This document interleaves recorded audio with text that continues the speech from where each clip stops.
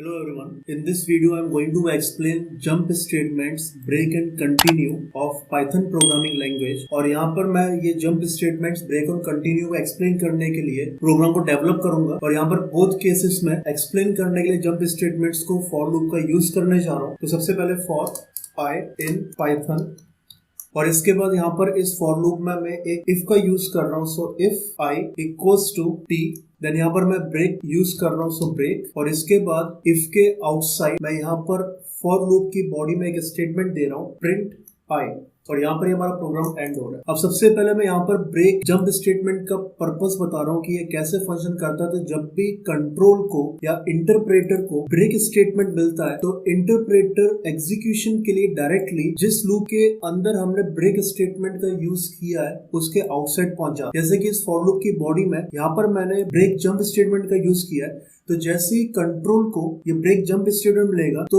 Control for loop की body के आखिरी स्टेटमेंट के आउटसाइड मूव कर जाएगा और वहां पे हमारा ये प्रोग्राम एंड हो रहा है. अब ये किस तरीके से काम करने वाला है. तो जब भी ब्रेक जंप स्टेटमेंट कंट्रोल को मिलता है तो वो उस फॉर लूप के बॉडी के आउटसाइड मूव कर जाता है और फॉर लूप की बॉडी के आउटसाइड जो भी स्टेटमेंट होता है वहां से वो एग्जीक्यूशन करना स्टार्ट करता है. अब यहाँ पर ये इस प्रोग्राम में कैसे फंक्शन करने वाला है. तो सबसे पहले जैसे मैंने यहाँ पर दिया है फॉर आई इन पाइथन तो यहाँ पर जैसे मैंने स्ट्रिंग दी है तो वन बाय वन इस स्ट्रिंग का हर एक कैरेक्टर इस आई कंट्रोल वेरिएबल को मिलेगा. जैसे फर्स्ट केस में यहाँ पर इस स्ट्रिंग का first character p I variable को मिलेगा तो आई वेरिएबल की वैल्यू p हो जाएगी. उसके बाद जैसे मैंने यहाँ पे कंडीशन दी है i इक्वल्स टू t तो यहाँ पर i की वैल्यू फर्स्ट केस में p है और p इक्वल्स टू t जब होगा तो यहाँ पर ये कंडीशन फॉल्स हो जाएगी और फॉल्स होने की वजह से इफ के बॉडी में जो स्टेटमेंट है उसका एग्जीक्यूशन नहीं होगा. हम इफ की बॉडी के आउटसाइड मूव कर जाएंगे और इस तरीके से प्रिंट आई की वजह से हमें आउटपुट स्क्रीन में p मिलेगा. इसके बाद अगेन हम इस स्ट्रिंग पर मूव कर जाएंगे और इस बार इस स्ट्रिंग का सेकंड कैरेक्टर y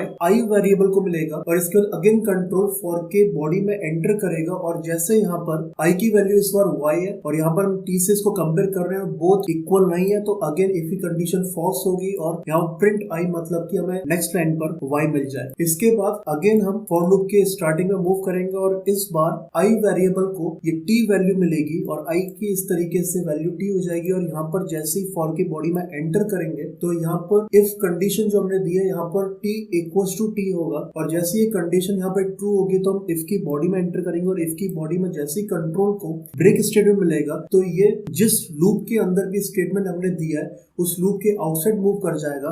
मतलब कि प्रिंट यहाँ पर जो लास्ट स्टेटमेंट है इस फॉर लूप का इसके आउटसाइड मूव कर जाएगा वहां पे हमारा ये प्रोग्राम एंड होगा. तो इस तरीके से जब मैं इस प्रोग्राम को एग्जीक्यूट करूंगा तो सिर्फ मुझे py2 कैरेक्टर्स आउटपुट स्क्रीन पर मिलेंगे और उसके बाद का कोई भी कैरेक्टर हमें नहीं मिलेगा. तो अब यहाँ पर इसको हम शो करने के लिए मैं इस प्रोग्राम को सेव कर रहा हूँ. So control plus S. इस प्रोग्राम को मैं नेम दे रहा हूँ जंप स्टेटमेंट्स सेव. तो यहाँ पे ये प्रोग्राम सेव हो चुका है. मैं इसको एग्जीक्यूट कर रहा हूँ. सो कंट्रोल प्लस F5 और यहाँ पर देख सकते हैं हम आउटपुट स्क्रीन पे सिर्फ फर्स्ट टू कैरेक्टर्स मिल रहे हैं p और y और जैसी i की वैल्यू t हुई तो if की जो कंडीशन है वो करेक्ट हो जाएगी और इस वजह से वहां पर ब्रेक की वजह से हम आउटसाइड फॉर लूप आ जाएंगे और आउटसाइड फॉर लूप कोई भी स्टेटमेंट नहीं है. इस वजह से हमें सिर्फ यहाँ पे दो कैरेक्टर्स मिल रहे हैं. तो ये है ब्रेक जंप स्टेटमेंट. अब यहाँ पर मैं next jump statement continue explain करने जा रहा हूँ. तो यहाँ पर मैं सिर्फ एक चेंज कर रहा हूँ इस प्रोग्राम में और ब्रेक की जगह मैं कंटिन्यू मेंशन कर रहा हूँ. अब यहाँ पर कंटिन्यू थोड़ा ब्रेक से डिफरेंट मैनर में फंक्शन करता है और कंटिन्यू जैसे ही कंट्रोल को मिलता है तो वो उस लूप के बॉडी के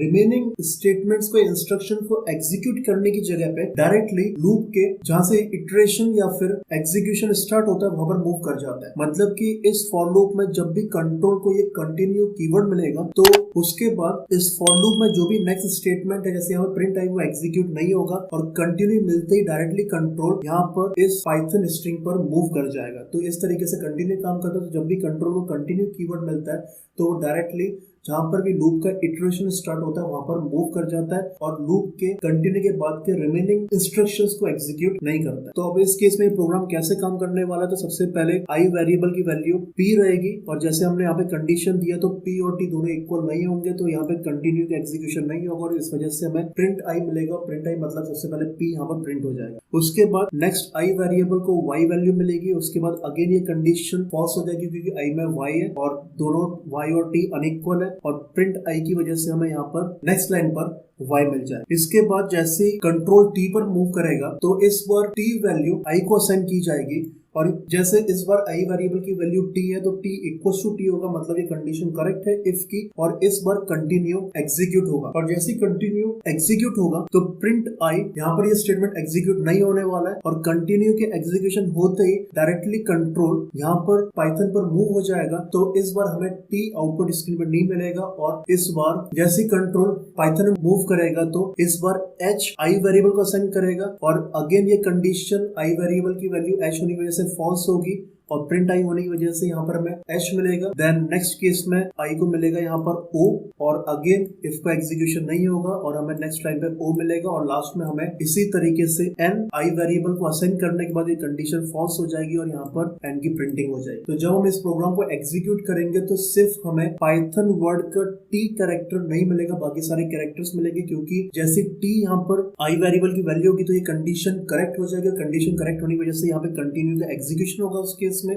और कंटिन्यू की एग्जीक्यूशन होने की वजह से रेस्ट फॉर लूप के स्टेटमेंट्स का एग्जीक्यूशन नहीं होगा और डायरेक्टली हम यहाँ पर मूव कर जाए। तो ये है कंटिन्यू जंप स्टेटमेंट। अब इसका रिजल्ट शो करने के लिए यहाँ पर मैं इस प्रोग्राम को एग्जीक्यूट कर रहा हूँ, कंट्रोल प्लस F5, और यहाँ पर देख सकते हैं हमें टी कैरेक्टर को छोड़ के बाकी सारे कैरेक्टर्स मिल रहे हैं। तो यहाँ पर इन शॉर्ट अगेन मैं ब्रेक और कंटिन्यू का एक्सप्लेनेशन दे रहा हूँ। तो ब्रेक स्टेटमेंट जब भी किसी लूप में कंट्रोल को मिलता है तो कंट्रोल उस लूप के आउटसाइड मूव कर जाता है, उस लूप की बॉडी के लास्ट स्टेटमेंट के बाद जो भी नेक्स्ट स्टेटमेंट होता है वहां पे उसका एग्जीक्यूशन स्टार्ट हो जाता है। और जब भी कंटिन्यू जंप स्टेटमेंट मिलता है उस केस में उस लूप के रेस्ट स्टेटमेंट्स का एग्जीक्यूशन ना करते हुए डायरेक्टली जहां से लूप का एग्जीक्यूशन स्टार्ट होता है वहां पे मूव करके अगेन लूप का एग्जीक्यूशन स्टार्ट उस पोजीशन से हो जाता है। तो ये है jump statements Python programming language में। तो ये कॉन्सेप्ट यहीं पर एंड हो रहा है। नेक्स्ट कॉन्सेप्ट में नेक्स्ट वीडियो में एक्सप्लेन करूंगा। तो इस वीडियो को मैं यहाँ पर एंड करने जा रहा हूँ।